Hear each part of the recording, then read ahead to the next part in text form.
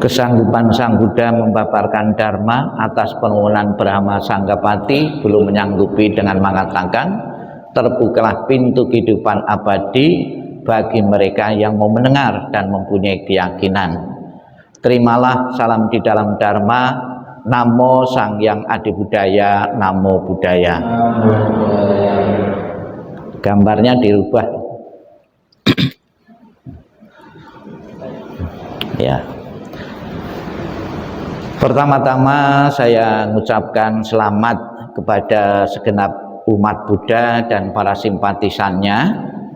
Pada bulan Juli ini kita umat Buddha seluruh dunia menyambut datangnya hari raya Asada, ya.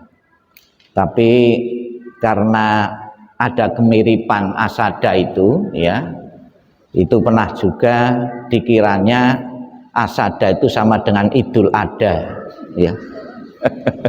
Ya, memang Idul Adha kapan hari saudara-saudara kita yang muslim itu juga memperingati. Bahkan pernah juga, ini juga untuk pelajaran yang lain juga, ada seseorang umat Buddha sudah pakaian putih-putih, juga sudah pakai selendang kuning juga, itu bertanya, Bante, Asada itu apa toh? Perayaan apa gitu loh. Terus saya bikin guyonan saja, Asada itu Idul Korban gitu, bilang gitu. Itu sudah pakai putih-putih, sudah pakai selendang kuning, ya. Jadi memang perlu juga kenapa pandita itu ada seleksi, ya. Ini jangan sampai orang yang belum memadai pengetahuannya itu kemudian juga sebagai pembina. Jadi mestinya waktunya sedang dibina, ini jadi pembina. Nah, ini dan juga ini juga sebuah masukan juga bagi yang mereka yang sudah pakai putih-putih dan kuning, ya, itu berusaha untuk belajar sebanyak mungkin, karena umat Buddha yang sempurna adalah umat Buddha yang bisa mendengarkan ceramah Dharma, yang bisa belajar, bisa praktek, dan bisa mengajar orang lain, ya. Itu yang idealnya, ya. Memang untuk mencapai ideal tidak gampang, ya. Terima kasih Bapak Ibu, kehadiran Bapak Ibu sungguh sangat menggembirakan bagi kami, ya. Angan-angan saya, ya, angan-angan paling nanti malam yang datang 5 orang, target saya 5 orang. 5 orang itu 5 pertapa. Tapi ternyata yang hadir sini 60, ya, 60 pertapa, ya. Jadi Bapak Ibu sekalian, ya, sama-sama mengenang, memperingati peristiwa penting yang pernah terjadi di masa kehidupan Sang Buddha. Dan juga saya berbahagia yang datang kurang lebih 60 pertapa ini adalah usianya masih muda-muda semua. Tepuk tangan untuk semua, ya. Bahkan yang tua, ya, berjejer berdampingan dan yang muda jadi muda juga, ya. Tidak-tidaknya semangatnya ikut muda, ya, ketularan jiwa mudanya. Di dalam salah satu kesempatan Bapak Ibu, Sang Buddha juga menyinggung tentang manfaat, ya. Kalau seorang belajar Dharma itu mudah menyerap, mudah mempraktekkan juga apabila memenuhi 5 kriteria untuk memaksimalkan Bapak Ibu memahami Dhamma. Apa 5 kriteria itu agar Bapak Ibu secara maksimal bisa belajar Dharma? Yang pertama, ketika seseorang itu masih muda, karena waktu masih muda panca inderanya itu masih bagus. Bapak Ibu tahu, ya, kenapa itu sudah ada itu gambar di situ. Saya tetap pakai laptop, ya. Ini ada hubungannya dengan usia juga, ya. Sekalipun saya masih usia 53, tapi saya untuk membaca jarak jauh itu sudah tidak jelas lagi, ya. Nah, ya itu, maka saya tak sambung pakai laptop juga di depan, karena membaca jarak jauh tidak jelas. Jadi Bapak Ibu sekalian, maksimalkan, ya, optimalkan Bapak Ibu menggunakan masa muda ini untuk belajar sebanyak-banyaknya. Sebab cepat atau lambat ya Bapak Ibu juga akan mengalami kemunduran dalam beberapa hal, terutama dalam panca indera. Pendengaran juga sama seperti itu, penglihatan juga sama seperti itu ya. Lebih-lebih sudah kena penyakit ya, tentunya juga semua sudah lemah ya. Bahkan kelebihan AC saja tadi ada yang batuk-batuk juga ya. Karena sudah usia ya itu ya. Kemudian juga Bapak Ibu, sebetulnya kalau sudah di situ sudah ditulis, itu bukunya tidak usah dimaksimalkan. Ngapain harus baca tulisan kecil-kecil gitu? Kan di depan sudah ada ya gitu. Dan saya juga bahagia juga Bapak Ibu pada malam hari ini acara asada ini ya, acara asada yang abdol. Kenapa abdol? Bahasa Palinya dominan sekali ya, bahasa Palinya tadi dominan. Sebab ada juga jadi langsung bahasa Indonesianya, bahasa Palinya diabaikan. Kalau orang umat yang tua-tua mengatakan kok acaranya kurang abdol karena tidak pakai bahasa yang tidak dimengerti ya. Jadi acara abdol itu salah satunya menggunakan bahasa yang tidak langsung dimengerti. Ceramah juga gitu, ceramah itu yang berbobot itu jangan 100% pakai bahasa Indonesia, sekali-kali selingi bahasa asing ya. Jadi semakin sering banyak umat yang tidak mengerti itu ceramahnya semakin berbobot. Ini guyon saja ya, itu ya itu ya. Jadi usia muda itu akan memaksimalkan, mengoptimalkan Bapak Ibu di dalam menyerap dharma ya itu.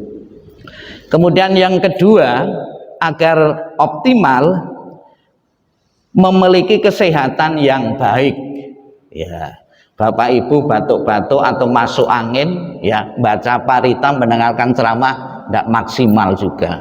Bahkan duduk bersila seperti ini juga tidak maksimal juga kalau tidak mempunyai kesehatan yang baik ya. Kesehatan yang baik adalah sarana untuk memaksimalkan kita belajar dharma.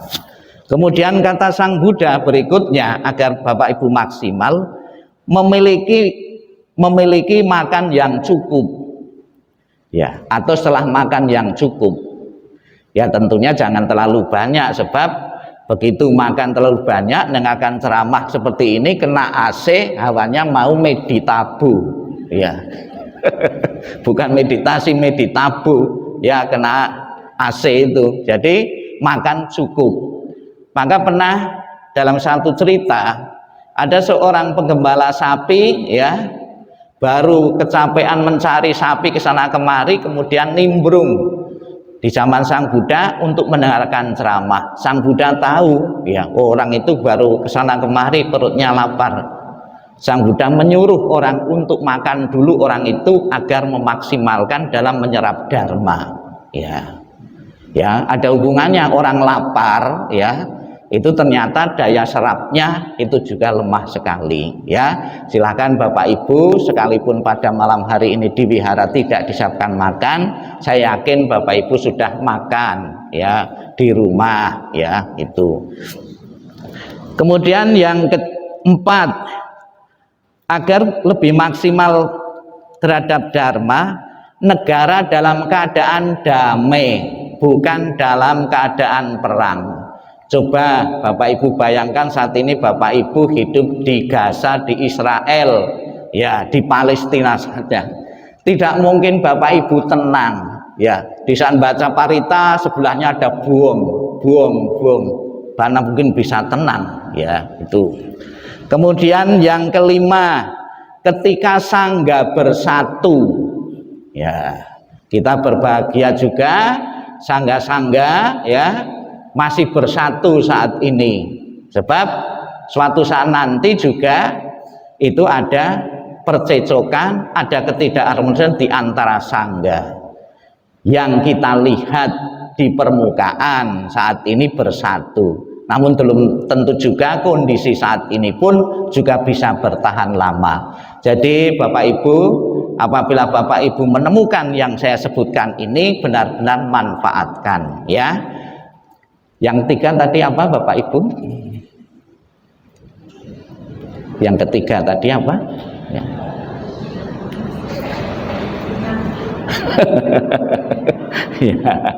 Ya dites, langsung dites ya. Ya, agar Bapak Ibu ya sebelum datang ke wihara jangan jaga ke di wihara dikasih makan ya, itu makan cukup dulu agar maksimal di dalam mendengarkan dharma ya.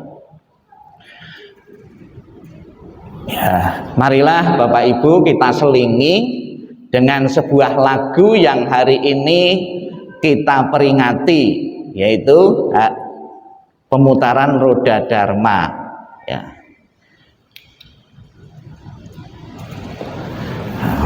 Biar lancar kita baca dulu syairnya ya. Dhamma Cakkappavattana Sutta. Ayo dibaca bersama-sama. Pertama kali Sang Buddha berkhotbah di Taman Rusa Isipatana, telah diputarnya roda dhamma bagi dunia. Pertama kali Sang Buddha berkhotbah di hadapan 5 orang pertapa. Sungguh tiada tara dhamma yang dibabarkannya. Rep. Dhamma Cakkappavattana Sutta, ajaran yang pertama Sang Buddha. Sekali roda dharma diputarnya, tiada yang dapat menghentikannya. Ajaran agung pertama Sang Buddha adalah 4 kesunyataan mulia, maka jalanilah 8 jalan utama. Nanti kembali ke rep yang Dhamma Cakkappavattana Sutta ya. Silakan gitu loh. Musik ya. Ya.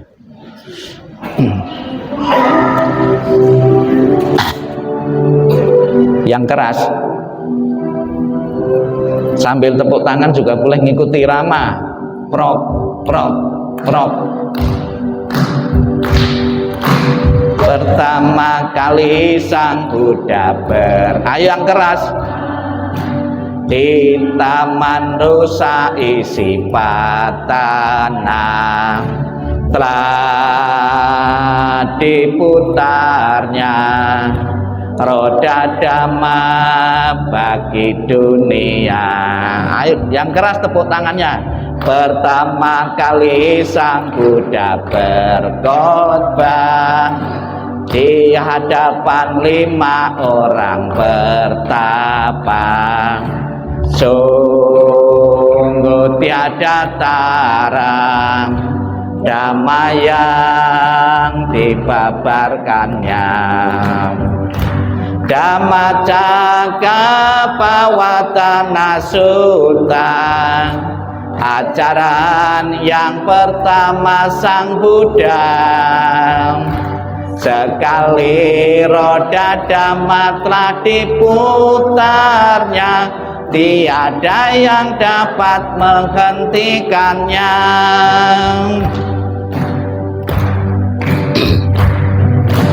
Ajaran agung pertama Sang Buddha adalah 4 kesunyataan mulia, maka jalanilah 8 jalan utama.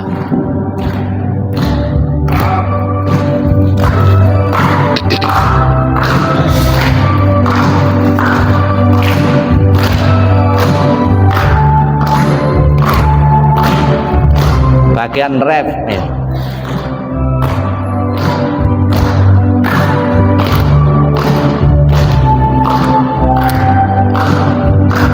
Dhamma Cakkappavattana Sutta, acara yang pertama Sang Buddha. Sekali roda dhamma telah diputarnya, tiada yang dapat menghentikannya. Cakkappavattana Sutta, ajaran yang pertama Sang Buddha.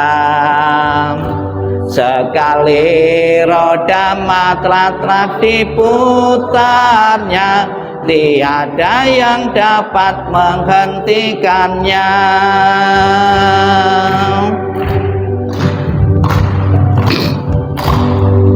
Jadi masing-masing hari raya itu para musikus-musikus Buddhis itu bikin lagu ya, biar di samping Bapak Ibu menerima penjelasan lewat ceramah baca buku, itu juga lewat lagu-lagu ya. Bagi anak-anak, bagi wanita, ada yang menyerap dharma itu mudah dengan lagu-lagu, terus dikasih irama, dikasih musik-musik irama yang berbeda-beda ya.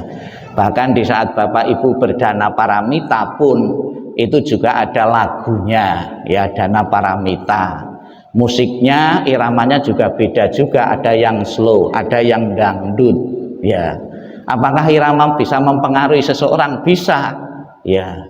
Yang tadinya irama slow dana paramita ngasihnya 1.000, begitu dikasih irama dangdut jadi 10.000 ya. Ya. Ada pengaruhnya irama itu ya, teknik ya itu ya. Oh sana ya. Di samping kita belajar tahu tentang pertama kali Sang Buddha membabar Dharma kepada 5 pertapa, kita juga kepengen tahu umat Buddha pertama ya. Umat Buddha pertama ternyata dari kalangan pengusaha, dari kalangan pedagang ya, yang bernama Tapusa dan Balika. Ini ketika ketemu Sang Buddha di bawah pohon, ketika beliau sedang berpuasa dan mengakhiri puasanya kurang lebih 49 hari, kurang lebih kan 49 hari itu kan hampir 2 bulan ya setelah berpuasa. Kemudian ada Tapusa dan Balika ini memberi dana yang berupa nasi dan madu. Tapi ada juga penjelasan nasi dan madu karena ini seorang pedagang itu membawa makanan, itu makanan yang awet. Kecil kemungkinan kalau perjalanan jauh membawa nasi ya. Jadi ada gumpalan madu yang mungkin sekarang coklat mungkin lah gitu loh, karena perjalanan jauh kan tidak mungkin mau masukkan gitu ya, seperti gumpalan coklat itu kemudian dipersembahkan kepada Sang Buddha. Dan juga ditulis ya, ternyata Tapusa dan Balika bukan sembarang pedagang, mempunyai 500 kereta ya.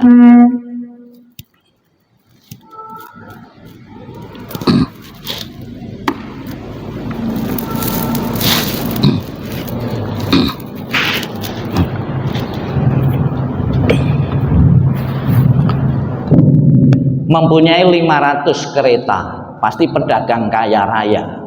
Namun juga Bapak Ibu harus mengerti juga angka 500 tidak selamanya atau angka mutlak atau nyata, untuk menggambarkan dia Tapusa dan Balika itu membawa kereta dalam jumlah banyak ya. Banyak itu kan relatif ya, itu ya. Ini berarti bukan sembarang ya. Pendukung pertama Sang Buddha adalah seorang pedagang yang mempersembahkan makanan kepada Sang Buddha untuk memulihkan kesehatannya setelah kurang lebih 49 hari itu berpuasa ya.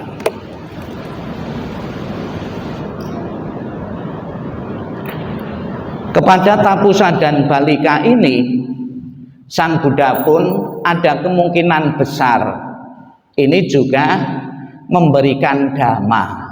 Terbukti dia ketika mau pamitan itu menyatakan berlindung kepada Buddha dan Dharma. Kecil kemungkinan kalau dia tidak diterangkan tentang Dharma mau berlindung kepada Dharma.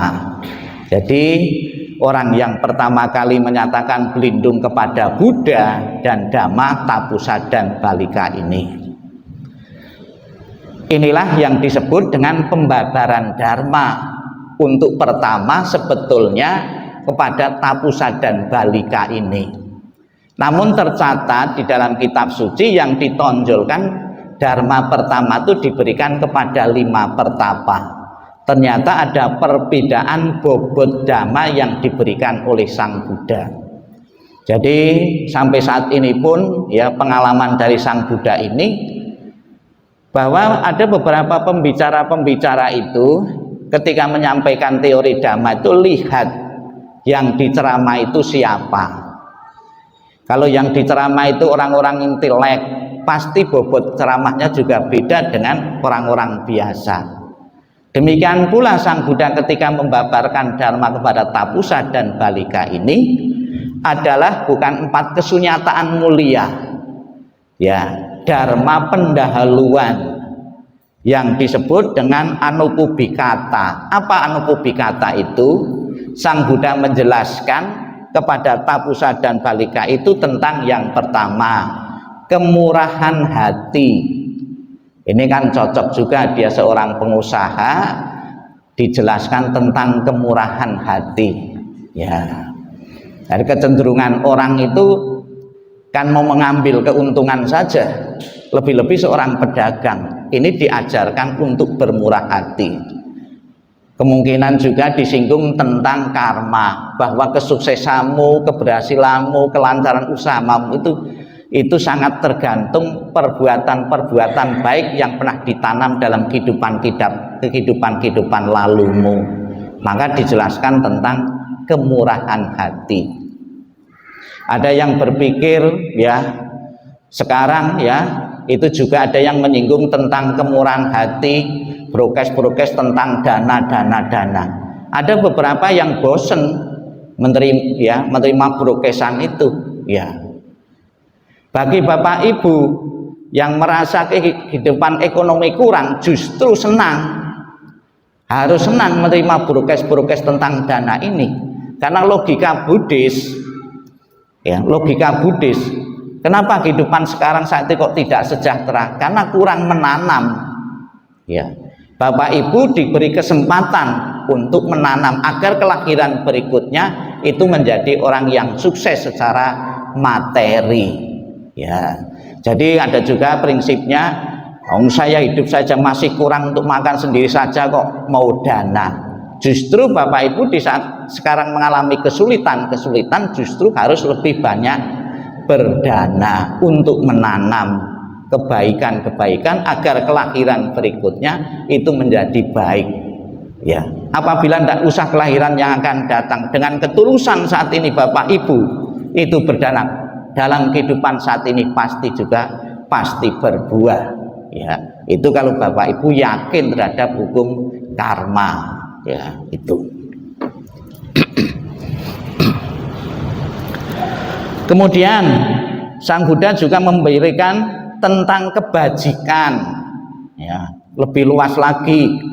Sang Buddha juga menjelaskan kepada Tapusa dan Balika ini tentang kehidupan surga, bahwa setelah meninggal surga dan neraka itu bukan sebuah hukuman dan hadiah, namun konsekuensi kehidupan yang pernah kita jalani, yang pernah kita tanam dalam kehidupan saat ini. Surga dan neraka bukan buah dari doa ya, namun buah dari kebajikan yang kita tanam ini ya, itu. Kemudian tentang bahaya mengumbar nafsu indria. Ada kecenderungan kalau kita punya uang ya, indria itu tidak terkendali, makan minum bebas karena punya uang untuk beli. Sebagai akibatnya badannya rusak karena penuh dengan penyakit ya. Jadi diingatkan kepada Tapusa dan Balika ini, tentunya dhamma yang diajarkan oleh Tapusa dan Balika ini juga berlaku bagi kita semua di sini yang hadir sini juga, tentang manfaat berdana, tentang manfaat kebajikan, tentang kehidupan surga sebagai konsekuensi perbuatan yang kita lakukan, dan tentang tidak ada manfaatnya kalau kita mengumbar diri terhadap nafsu indriawi ya. Sang Buddha mengatakan tentang nafsu indria ini ya, orang mengharapkan seperti hujan uang emas Ya, kita berpikir untuk mendapatkan hujan uang emas, sudah uangnya sudah emas juga. Tetapi ternyata orang yang mengumbar nafsu indriawi itu akan berubah jadi penderitaan nanti di belakangnya. Yang sederhana saja, Bapak Ibu suka makan sambel. Begitu ketemu sambel, langsung satu lepek dihabiskan. Di saat makan itu nikmat sekali, nanti beberapa jam sudah menderita, ya, sakit perut. Di saat musim durian, ya, Bapak Ibu hobi ke sana kemari keliling nyari durian, ya, ternyata apa akibatnya? Stroke lebih awal. Ya, itu ya, kalau orang tidak bisa memuaskan, tidak bisa mengendalikan diri, ya. Ya. Kemudian setelah ketemu Tapusa dan Balika, Sang Buddha dimohon seorang Brahma Sanggapati, karena Sang Buddha berpikir bahwa dhamma ajaran yang diketemukan itu sulit untuk diterima kala yang ramai. Ya, ragu-ragu Sang Buddha kalau dhamma yang ditemukan itu, ya, langsung dibabarkan kepada masyarakat. Karena Sang Buddha berpikir seperti itu, kemudian muncul Brahma Sanggapati ini. Setiap puja bakti di situ ada biku, ya, permohonan Brahma Sanggapati ini dibacakan, ya. Kemudian menjawab permohonan Brahma Sanggapati, Sang Buddha mengatakan terbukalah pintu kehidupan abadi bagi mereka yang mau mendengar dan mempunyai keyakinan. Brahma Sanggapati, ya, Brahma itu pujaan populer agama sebelumnya, belum agama Buddha. Saya pernah bertanya kepada mereka yang pemuja Brahma ini, Pak, ada cerita enggak ini Brahma itu memohon kepada Sang Buddha? Ya, tidak ada cerita itu. Ini cerita ini adanya di dalam intern agama Buddha. Ya, tentunya ini juga politis juga sebetulnya ini, ya. Di India pada waktu itu yang dominan itu pemuja Brahma. Yang dijunjung tinggi, yang sangat populer ini saja memohon kepada Sang Buddha kok, ya, untuk memberi simpatik agar umat-umat pengikut Brahma pun juga bersimpatik terhadap penerangan sempurna Sang Buddha ini, ya. Jadi kita pun juga merasa bersyukur atas permohonan Brahma Sanggapati ini bisa mengenal Dharma. Maka karena saking manfaatnya besar sekali, ya, itu Brahma Sanggapati di wihara pun ada beberapa wihara yang memasang patung Brahma Sanggapati ini, ya. Di Kenjeran yang paling besar itu seluruh dunia paling besar di Kenjeran, kemudian di Trowulan, ya, dan di tempat-tempat lain yang saya lihat juga banyak itu, karena banyak pemuja Brahma ini, ya. Ya. Kemudian setelah ketemu Brahma Sanggapati, Sang Buddha ketika melakukan satu perjalanan ketemu seorang pertapa, ya, namanya pertapa Ajiwaka yang bernama Upaka. Dijelaskan dalam kitab suci, Upaka ini adalah pertapa telanjang. Maka untuk memanai kitab suci istilah telanjang itu ada bermacam-macam. Ada yang gambar bawah itu telanjang dada, itu kan telanjang juga. Kemudian gambar yang atas itu sengaja bagian tengah itu ditutupi dengan daun, ya, karena betul-betul pertapa telanjang, ya. Jadi ada beberapa tafsir, ya. Upaka ini pengikut, ya, tradisi lain, ya. Namun beberapa tahun kemudian Upaka ini yang tadinya tidak simpatik kepada Sang Buddha, terhadap penerangan Sang Buddha, beberapa tahun kemudian Upaka ini gagal menjadi seorang pertapa. Dia tergoda oleh salah seorang wanita dan nikah dan juga mempunyai anak Upaka ini. Karena bekas pertapa, katakanlah bekas biku, mungkin kalau suruh kerja fisik kan tidak terampil, biasa meditasi suruh kerja fisik, ya mungkin tidak terampil kan gitu, sehingga penghidupannya biasa-biasa, untuk memenuhi kebutuhan hidupnya itu kurang sekali.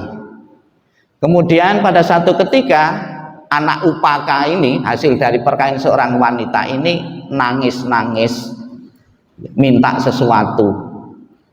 Karena tidak ada uang, ya, kemudian diejek oleh istrinya. Itu loh, laki-laki itu pertapa gagal itu. Maksud itu ayahnya itu, adik itu kan oleh istrinya kan sakit hati, ya. Kemudian ingat, dulu saya pernah ketemu seorang pertapa, kemudian dicarinya, dia meninggalkan keluarga mencari sang Buddha ini, dan akhirnya juga menjadi seorang biku setelah dihina oleh istrinya. Jadi bikunya sebuah pelarian, ya. Itu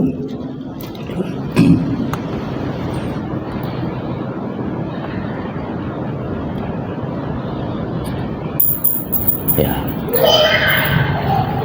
Menurut umum, ya, Buddha memutar roda dhamma itu ada 3 kali, ya, menurut umum.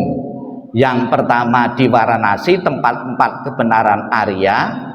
Kemudian yang kedua di Rajagriha tentang Sutra Pratnya Paramita, di Vesali tentang Arya Samadhi Nirmocana Sutra. Ini dalam beberapa versi, ya, tradisi yang ada di dalam agama Buddha.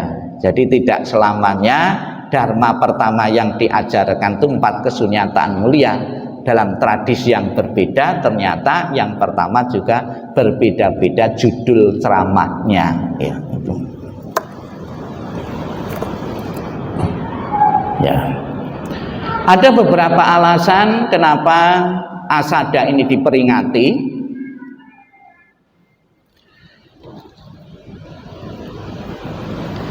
Yang pertama, hari di mana Sang Buddha memberikan khotbah yang pertama. Khotbah ini terkenal dengan nama Dhammacakkappavattana Sutta atau pemutaran roda dhamma. Sebagai simbolnya itu pakai roda kereta, roda telah diputar, ya, telah dimulai, ya, itu. Nah, ini gambar 5 pertapa, ya. Kemudian yang kedua, kenapa diperingati? Munculnya sangga pertama di dunia. Sangga adalah salah satu faktor atau sarana pelindungan dalam tisarana, yaitu Buddha, Dharma, dan Sangga. Organisasi Buddhis pertama dalam lingkup agama Buddha ini Sangga ini. Namun bukan berarti istilah Sangga itu pertama kali di kalangan umat Buddha, tidak. Sebelum ada agama Buddha itu juga sudah ada istilah Sangga itu. Jadi Sangga itu sebuah komunitas yang ideal. Jadi Sang Buddha pun juga mengimpikan, mengharapkan punya komunitas yang ideal, yaitu orang-orang yang telah mencapai tingkat-tingkat kesucian yang ideal. Saya kira juga Sang Buddha pun juga mengharapkan di samping mempunyai komunitas sangga yang ideal, punya umat yang ideal. Umat yang ideal apa tadi? Di depan tadi sudah saya sebutkan. Di samping bisa mendengarkan ceramah dhamma, praktek dhamma, juga bisa membabarkan dharma yang ideal. Tidak-tidaknya dalam lingkup yang terkecil, dalam keluarga. Istilah ceramah di sini bukan berarti ngandani tiap hari tunda, ya, lewat perilaku kita, kehidupan kita, sopan santun kita, itu sebagai magnet bagi orang lain untuk tertarik. Kapan hari saya sering ada TikTok, ya, saya bikin TikTok. Ternyata dari TikTok itu banyak yang respon juga, yang tanya, ada pertanyaan, Bante, kalau jadi umat Buddha bisa kaya atau enggak? Terus saya jawab, bisa, asal kamu belajar, asal kamu rajin bekerja, berarti kan bisa, ya. Nah, kebanyakan dari TikTok yang saya baca itu kebanyakan itu mereka yang punya pacar beragama Buddha, ingin beragama Buddha. Dari kalangan agama lain mau nikah itu biasanya mau mengikuti agama Buddha. Di samping juga ada beberapa dari agama lain memang ingin belajar agama Buddha. Kalau masih usianya masih muda, di bawah tanggungan orang tuanya tak suruh datang, ya, untuk menyaksikan di saat wisudi, ya. Kalau tidak, sudah dewasa, dia tak tanya, tidak ada tekanan, tidak ada paksaan, kesadaran sendiri baru tak wisudi.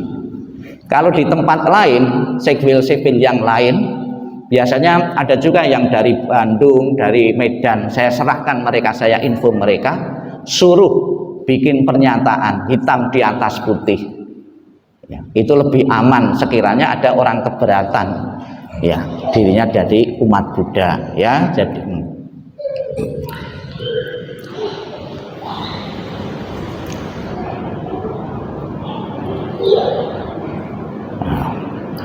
kemudian juga di saat asada ini para biku memasuki yang disebut masa wasa. Jadi besok, ya, sehari setelah asada, besok itu sudah masa wasa, masa musim penghujan. Loh, besok kan tidak hujan, kenapa para biku di Indonesia tetap menjalankan masa wasa? Yang dipakai hitungan ini adalah semangatnya, bukan hujannya, ya, semangatnya. Jadi di saat masa wasa para biku itu mengurangi aktivitas, ya, keliling dharma, ceramah dharma, mengulangi aktivitas. Jadi undangan-undangan yang sekiranya tidak penting sekali, itu sekiranya itu bisa dialihkan atau diwakilkan umat awam atau para romo akan diwakilkan.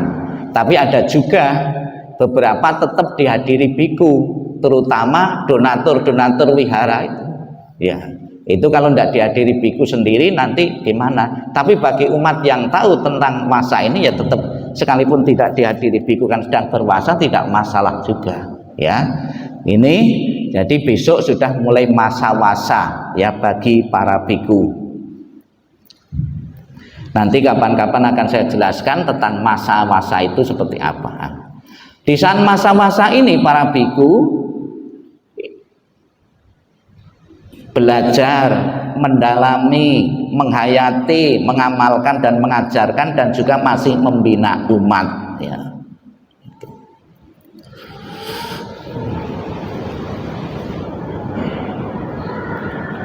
Ya.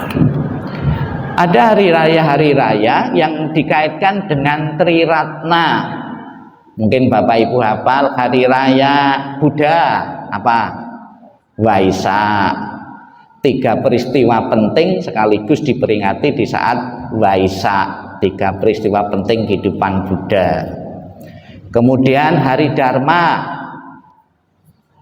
Asada, hari Sangga, Katina.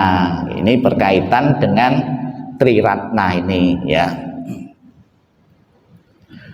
Apa yang diajarkan, ya? Nah, ada 5 pertapa. Nah, ini bisa juga Bapak Ibu di saat memberi nama anak atau cucu, ya, pakai istilah-istilah nama-nama Buddhis, ya. Oh, anaknya suka memprediksi kehidupan yang akan datang, ya, cocok dikasih nama apa? Kundana, karena peramal Kundana itu, ya. Kemudian Papa Buddhia, kemudian anaknya kok pendiam, kepengen jadi pendiam, Asaji, ya, pendiam, biku pendiam, ya. Di saat wisudi biasanya saya kasih pilihan, kamu minta nama apa? Oh, terserah Bante, saya carikan. Tapi ada juga kan, ada merasa puas, kamu punya tokoh idola siapa di dalam Buddhis ini? Moggallana Bante. Nah, Moggallana boleh, tapi tidak ada yang muni Angulimala, itu tidak ada, ya, karena kesannya itu jelek, penjahat. Padahal Angulimala, ya, Angulimala itu, oh maaf, Devadatta, ya, Devadatta itu pencetus vegetarian. Devadatta itu bikin peraturan usul pada Sang Buddha. Sang Buddha, agar sangga itu tidak boleh makan daging dan ikan. Itu dari Dewadatta, ya. Kan bagus juga. Ya.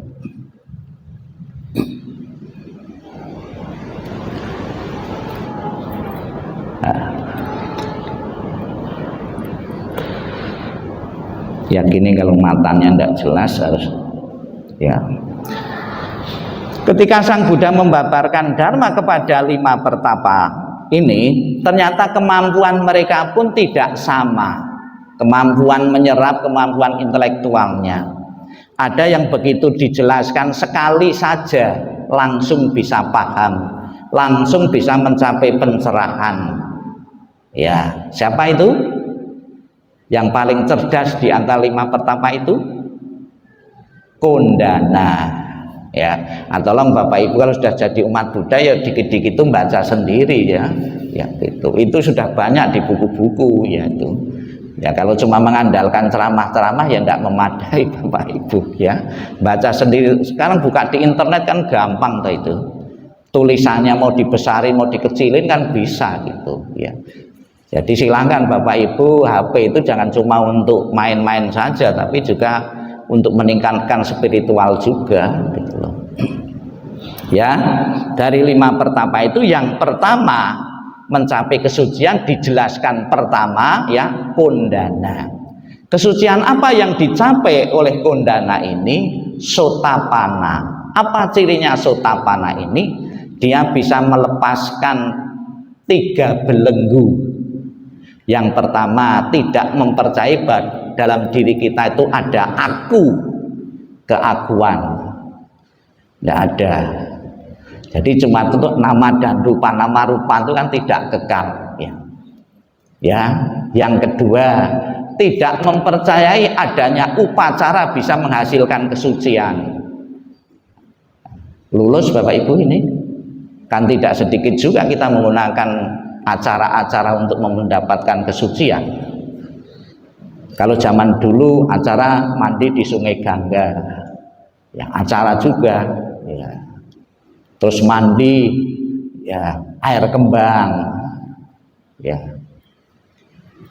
Kemudian yang ketiga, tidak ragu-ragu lagi terhadap ajaran Sang Buddha. Tidak sanksi, tidak ada keraguan sedikit pun terhadap Sang Buddha. Ini baru memperoleh tingkat kesucian tingkat pertama. Ya, ada yang lulus 3 ini? Ya. Lulus ya ini, lulus. Tepuk tangan yang lulus itu. Karena beliau itu pengurus, harus pertama kali lulus ya.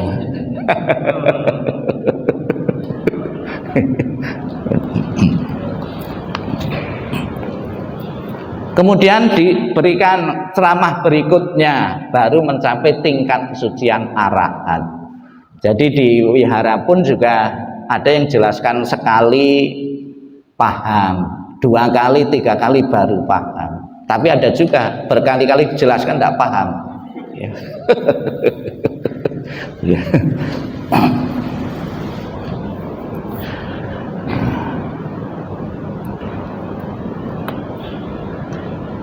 Ya.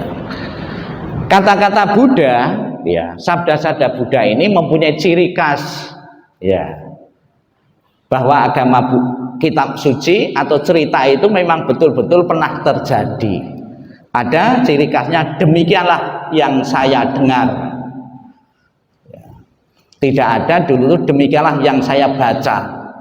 Karena kitab suci zaman dulu belum ditulis. Demikianlah yang saya dengar.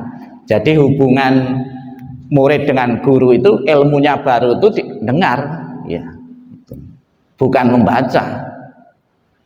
Ada beberapa kitab suci yang ditulis, yang dipelajari sampai saat ini diragukan oleh beberapa pakar agama Buddha yang tidak menggunakan demikianlah telah kudengar.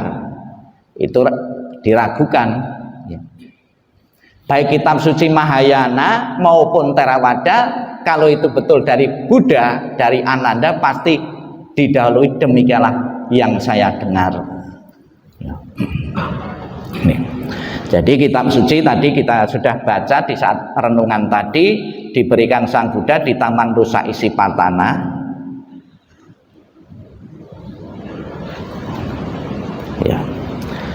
Kita baca bareng-bareng.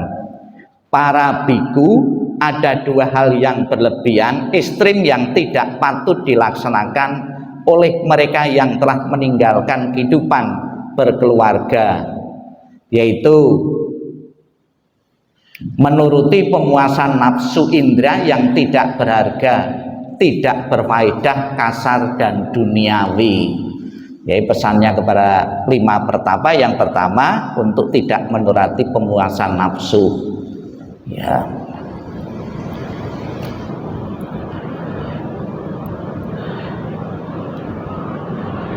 Nah, atau mungkin harus selesai sampai sini atau macet terusan. Ya.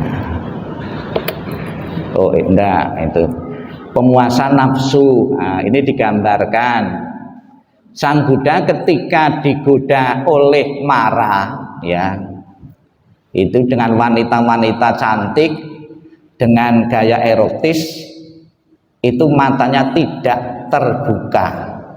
Berbeda dengan kita-kita ini, Bapak Ibu mendapat tontonan-tontonan, ya, yang erotis pasti melotot matanya, ya. Tapi Buddha tidak berkedip sama sekali, ya, tetap tenang, ya. Ini digambarkan juga. Nah, ini biku yang bermeditasi pun juga kebanyakan yang meditasi pun juga matanya tertutup juga, ya. Kalau terbuka itu kesan-kesan yang dilihat itu akan mengganggu pikirannya.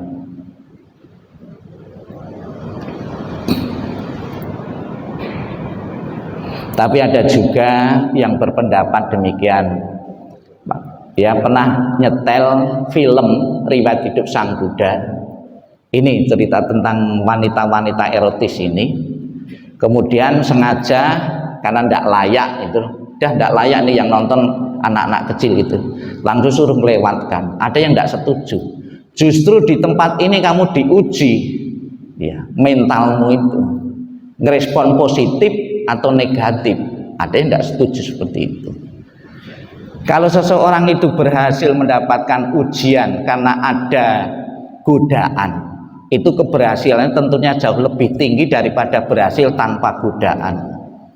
Bapak Ibu jadi pertapa di atas gunung berhasil itu sudah wajar. Tapi Bapak Ibu jadi pertapa di tengah pasar, ya, tingkat keberhasilannya pasti lebih tinggi di tengah pasar, karena Bapak Ibu bisa berhasil melawan godaan-godaan yang besar sekali, ya. Jadi kalau di saat puasa, ya, berhasil karena semua warung ditutup, itu sudah biasa. Kalau berhasil kok banyak warung dibuka, itu yang baru top itu, karena enggak ada.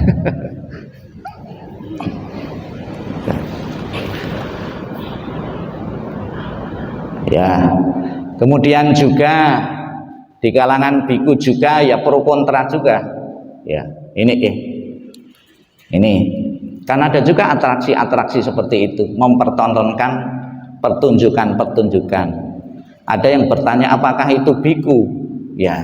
Jadi di sana itu katanya memang ada biku yang berlatih, namun ada juga biku yang digaji oleh pemerintah. Jadi biku-biku yang digaji pemerintah yang atraksi-atraksi bukan biku berlatih. Kalau biku berlatih malu mengadakan pertunjukan-pertunjukan karena motivasinya itu beda. Motivasi kesucian dengan motivasi untuk kekaguman itu. Jadi Sang Buddha itu tidak boleh menyedot orang itu karena kekaguman, ya, ya. Itu kan sering diundang ke Indonesia juga ini, ya. Nah, kemudian juga ada beberapa untuk pemuasan nafsu-nafsu indriawi, ya. Sudah jelas peraturan-peraturan sangga di desa, ya. Biku pun juga sekalipun pakai jubah, ya, ada juga, ya, yang belum berhasil, ya, menahan diri dari pemuasan nafsu indriawi, ya. Ada juga ini, ya, memberi bantuan pernafasan orang lain, ya. Ada juga, bukan di kalangan tempat lain juga, di kalangan intern biku pun juga pasti ada juga, ya. Ada juga itu kapan hari juga ini